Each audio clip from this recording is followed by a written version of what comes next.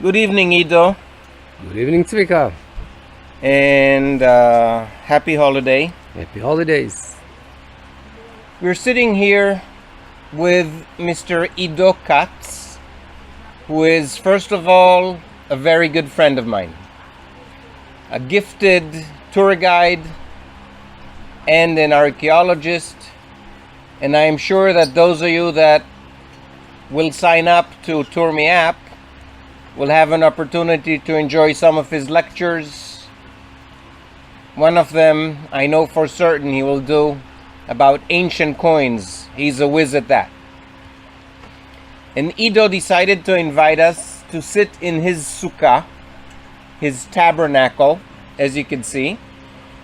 And we are now being hosted, and he's gonna introduce himself and tell us why is it that we are here. So Ido, the floor is yours. Welcome to our sukkah. We're very happy to have you guys also invited to us. On the holiday of Sukkot, actually, it's one of the duties to invite guests. To have guests at home, to have guests in our temporary home, right outside of our home, in order to remember, really, to commemorate the fact that we are living in a country where we have a permanent home, but we should never forget where we came from. We should never forget that this is not for granted. We were given this country by God, but God wants to remind us all the time, we are temporary. Keep remembering that. And everything that we do in the sukkah, in the tabernacle, is all around that, is all around the temporary, is all around understanding that nothing is permanent, and we want to appreciate the fact that we are sitting sound. And that is the whole idea of the holiday. So welcome to our sukkah, everyone. If I'm not mistaken, it is mentioned in Leviticus that we are required to sit in the sukkah. True. During the Exodus, going out of Egypt, remembering again that they're on their way to a permanent home, God orders them already in the Sinai desert to build the tabernacles and to sit in them for 7 days. Actually, we're celebrating 8 days, but the 8th day is something else, and we will talk about that later on. It's a very important part of the holiday, but not Sukkot. It's actually another holiday. We have 2 holidays in one. Okay, it's a two for a deal. It's a 2 for a deal, which actually the second one is even more important, and you guys will know about it in a few minutes when we get to it. As we speak about Sukkot, about the temporary tabernacle, as you can see, the walls are soft, they're temporary. They can actually be built of anything. In our case, it's just material, but it could be made of wood, anything that is not built up. We need to have at least 3 walls like that around us, so the 4th one can be open or connected to a permanent home. But the idea is that we feel the sitting outside. We have the feel of sitting outside.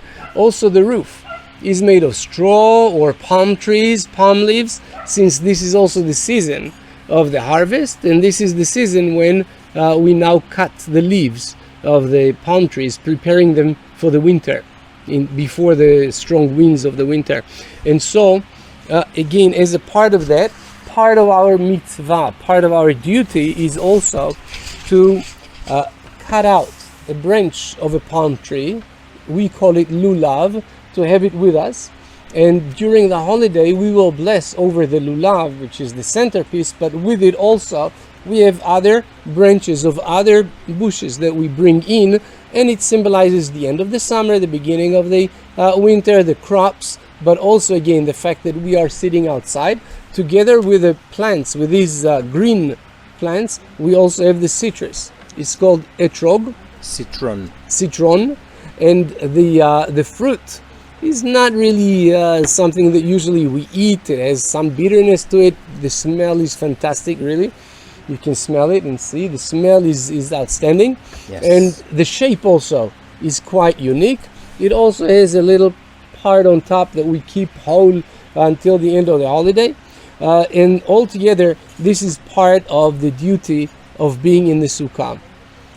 as we said before, the idea of moving out of the house, and many people also, by the way, sleep in their sukkah. The ultra-Orthodox people who really keep the all the way will also sleep in the I sukkah. understand they were actually commanded to do the day-by-day things in the sukkah for the duration of the...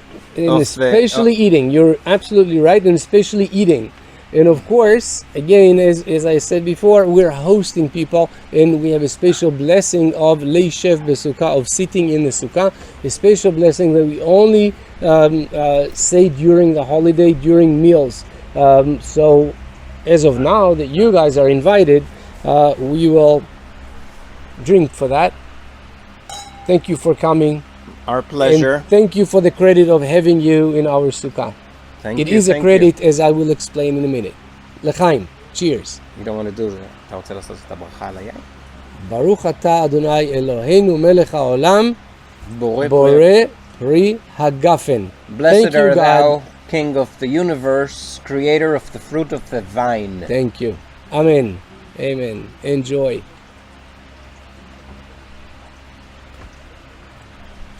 Excellent one. Thank you. Yes, indeed. And I really need to thank you guys for coming over. And part of the symbolic or virtual part of the celebrating the holiday is that virtually we're inviting not only physical guests like yourself, Tzvika, but also we're inviting our forefathers. We are inviting the leading people from our past, the biblical people. Now here comes a little catch. Not everyone is invited. We have 7 days. We're inviting one person a day. Okay. Now we need to choose them. Who will you choose? Now our wise people 2,000 years ago, when they decided on that habit of inviting, it's not in the Torah, it's not in the Bible, this is something that was added later on. When they decided on that tradition, they had to pick those people up. Okay. And the rule was made, let's look for the people who appreciate wandering as opposed to settling down. Who of our forefathers had to wander around, and as a result of that, really heavily appreciated, seriously appreciated, Hospitality. not only hospitality, more than that. No, not the hospitality part. That is right about Abraham, but when it comes to wandering around as opposed to sitting put in one place, in one country that is your country, and you're solidly sitting in there with your own rights, because this is what God gave us. And when we speak about those guests, we can name them. Abraham, who had to wander around. He came from Ur and then came over here, and the promised land was promised to him. And Right. therefore, he really appreciated the permanent country. Okay. Isaac, His who had son. to go down, his son, who had to go down to Egypt. Egypt. He had to leave for Egypt, and later on came back to the country, and God even promised him, I will escort you, I will go with you, I will come back with you. That's a very unique promise. It's something that we need to discuss with understanding how they, what was their concept of God, and why God had to go with him. God is in your heart. Why do you need God to go with you? So this is another lecture. Let's put it that way. Jacob had to wander twice, seriously.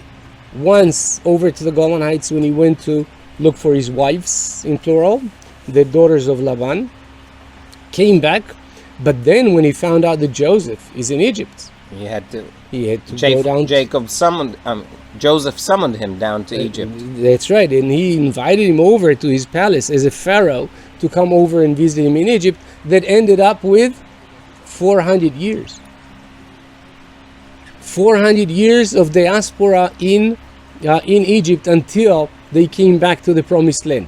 Who else do we know that really appreciated coming to the country and actually made it happen for us? Joseph. Joshua. Joseph himself. No, Joseph. Okay. Joseph himself. Joseph had to leave, right? He was Correct. sold and then moved over to the Ishmaelites and then moved down to Egypt and couldn't go back.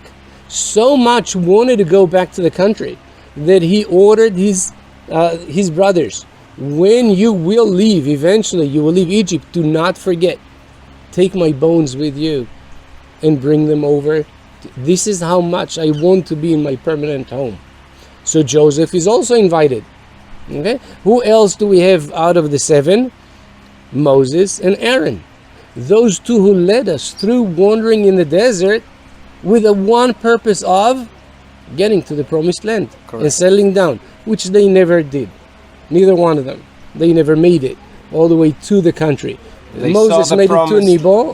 They saw the promised land, Right. but did not enter. Sites, by the way, that we have in Jordan of today. Correct. Where Aaron is buried and where he saw the country from, and Moses, where he's, we don't know about burial, but definitely where he saw the country from, Mount Nebo. Correct. That gives us to 6. That brings us to 6. Who will be the 7th? What is your guess? Only one left. The one that was chosen was David, King David. Why King David? What is the big deal about King David? He was a king, he had a kingdom. Can I guess? Go ahead. A, because he reunited the kingdom, and B, because he chose and made Jerusalem his capital. That could be a good idea. You know what? I didn't think of that, and that is a good idea. I would come from a different point of view again, from that wandering around thing as opposed to settling down. He had to escape. Most of his youth, he escaped Saul. He escaped the Philistines. He escaped his enemies. But what was the one thing, like you just said, that he appreciated more than anything else? Settling down in Jerusalem and declaring independence to this country.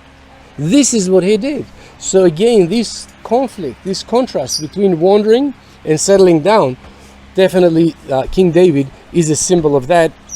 And therefore, he is our last guest on the 7th day. And so every day, again, virtually, we're blessing them, coming over to the Sukkah.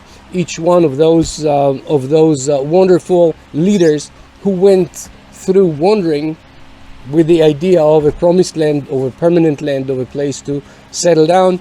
And therefore, that makes it so special for us when we feel that they are with us in our Sukkah, spiritually, of course. And that is a great thing. And therefore, Sukkot for us, just to sum it up, is all about remembering that nothing is for granted. We're settled down, we are in our great final position, but we should never forget where we came from, and that everything is temporary and really, really depends on our doings, on our good doings, to be able to keep that in the eyes of God. That is the important thing. Of course, that leaves us, Tzvika, with the last day of the holiday. Okay. We only sit 7 days in the Sukkah. The 8th day of the holiday is not Sukkot anymore. It's called Shmini Atzeret, or as we used to call it many years ago, and that will bring you the memory back, Simchat Beit HaShoeva. Simchat Torah is what we're doing today, you're right, but Simchat Beit HaShoeva. Okay. And that is the holiday, listen to that, of pumping the water. That is the holiday. We are also, over the years, we created a circle of reading the Torah in a circle of the whole year of 12 months, lunar months, the way we work it today. But it wasn't always that way. Originally, reading the Torah took about 3.5 years. Also, in those years, they did not count the Jewish year with months by the luna, by the moon, but more the solar year. Okay. The Torah doesn't speak about months by the luna. When the Torah speaks about months, for instance, right now we're on the 7th month of Tishrei. The name is not Tishrei. The name is the 7th month. And when the holiday of Passover starts, it's the 1st month. It doesn't say Nisan. Nisan came later on. And those names came from Mesopotamia. In 175 BCE, it's a whole different story. So I didn't know that is originally. I had no idea. Once they went into, that's Antiochus, once they went into the lunar year, the way we have it today, and even the months, mind you, Tishrei, Cheshvan, Kislev, Tevet, Shvat, Adar. Those of you who don't speak Hebrew don't know it. But Tzvika knows they have no meaning in Hebrew. No. Those words have no meaning in Hebrew because they're not Hebrew words. We never stop to think about it, but they're not Hebrew words. They are words from Mesopotamia. And we actually found a whole calendar from Mesopotamia that is a lunar calendar that was adopted by us as we were forced to do that by the Greeks, Antiochus. And this is why he was so hated. Okay, he called himself Antiochus Epiphanes, The fourth. which is the fourth, but which means the visible, the God that you can see. The people behind him called him what? Epimanes, lunatic. But he is the one who forced us into lunar year, which also changed the exact times of our holidays, because originally our holidays were agricultural holidays, the harvest.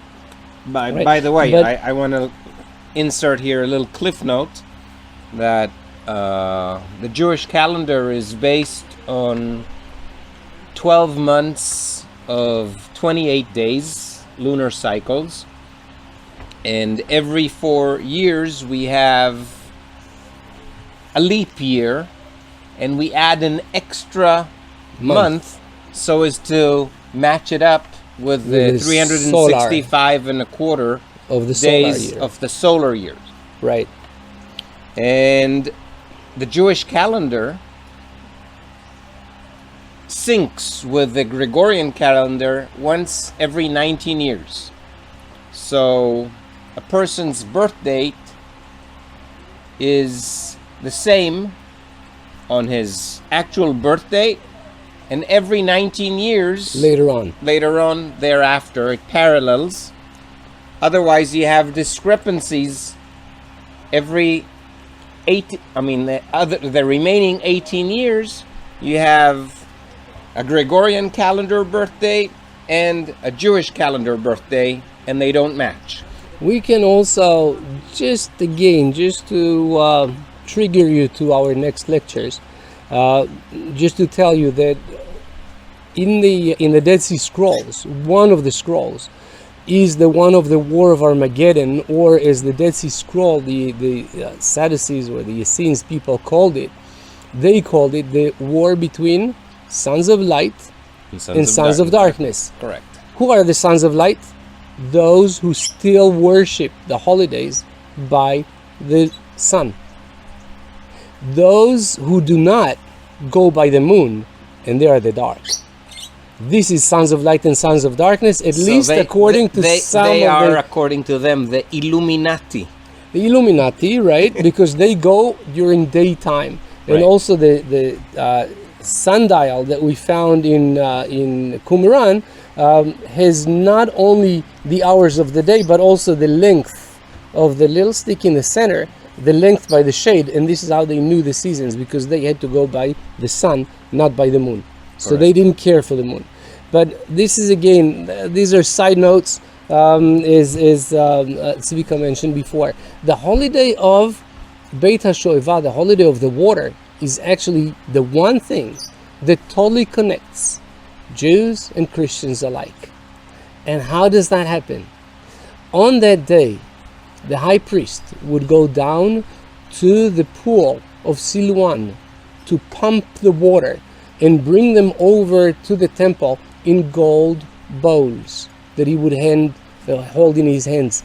Music, celebration, anything you could, jugglers, fire jugglers, anything you can think of happened during this holiday.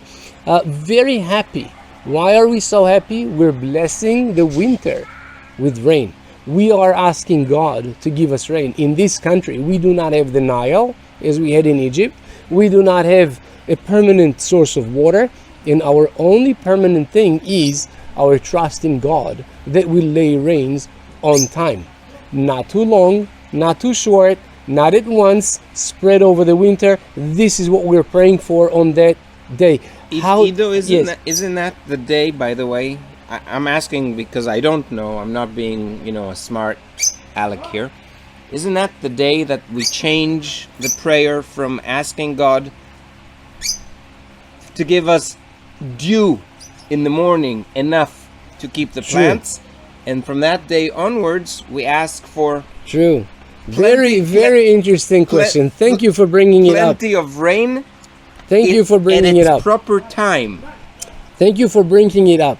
There are two blessings that we're saying in our morning, 3 times a day actually. We're saying that that request for rains on time and dew on time during the summer, with one little catch to it.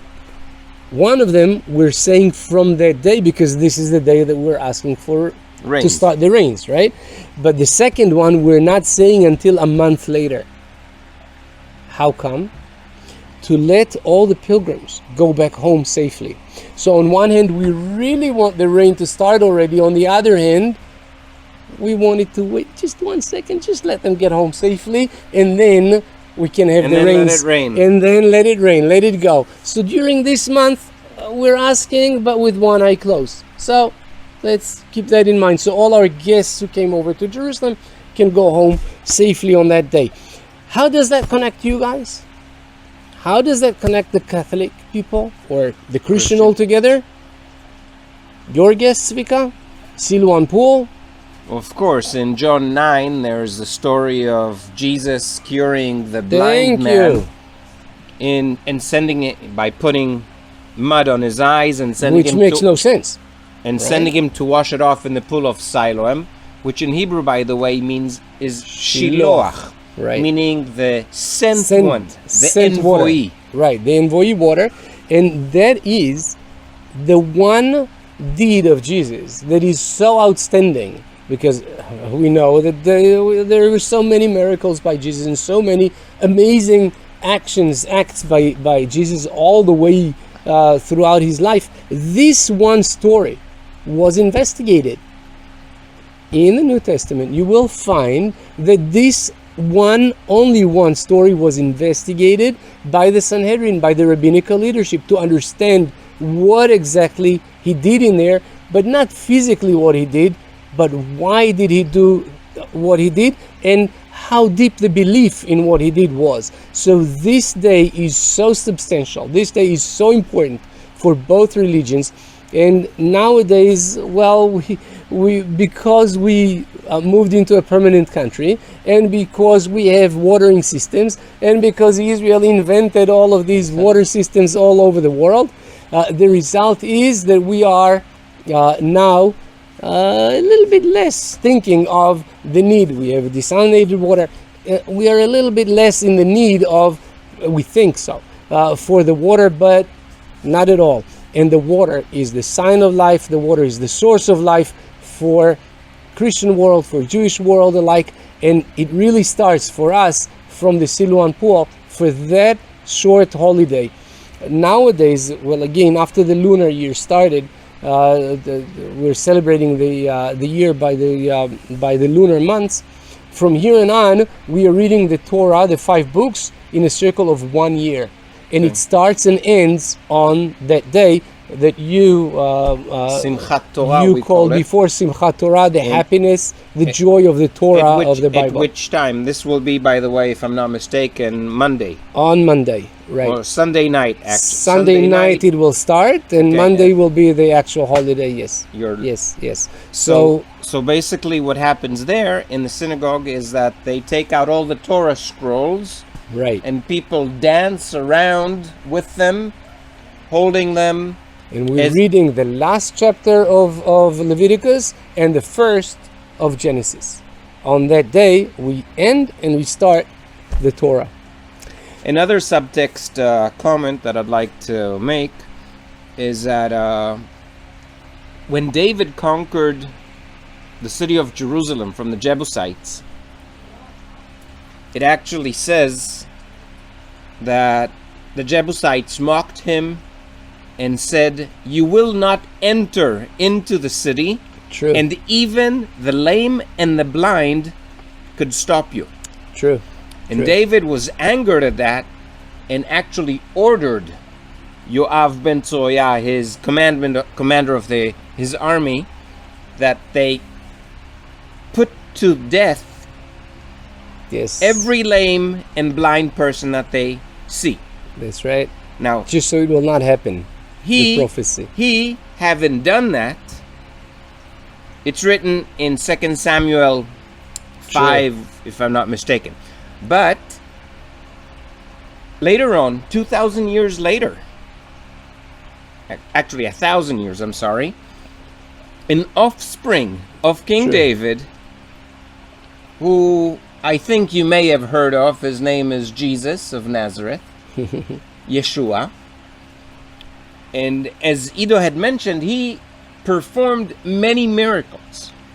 But in Jerusalem, he only did 2. True. One is in Bethesda. John 5, in the pools of Bethesda, the curing of the paralyzed or lame. On And the Shabbat. second one is John 9, and that's the curing of the blind man. True. So we have the lame and the blind, and this is like corrective action that Yeshua did Yes. on 10 behalf of his 10 centuries forefather. later. That's right. 10 centuries later. That's right. Right. That's right. It is really a pleasure to speak with you, Tzvika, because of your knowledge, because of your amazing leadership here, and this is it's a pleasure and a privilege. Thank you. I appreciate Thank you for that. having me today. And I've actually learned a lot from you. Thank you. And we want to thank our viewers and tell you that A, you're welcome to keep on following us, but B, we're still in the last few days of our pre-launch sale of subscriptions to TourMe app. And you're welcome to take advantage of both the special prices and unique benefits that you get along only now until our launch in November. And I can tell you there's so much in store for you that you'll be missing tons of good stuff if you don't sign up now. Don't put off till tomorrow what you could do now. So you're welcome to go to www.tourmeapp.net, TOURMEAPP.net, and sign up. And also follow us on our YouTube channel, subscribe to it on Facebook and on Instagram. And we wish you all Chag Sameach, which means a happy holiday, and Shana Tova, which is a good year. And I Happy want to New Year. thank Ido incredibly for doing this. Thank you for having me. And we're going to be posting Ido's personal email and information. If you need to contact him, you're welcome to do that. And of course, you'll be seeing some more of Ido Katz. Thank you very much. Thank Toda. you. Thank you for being with us. Cheers. L'chaim. I killed mine already, but L'chaim. get the last drops.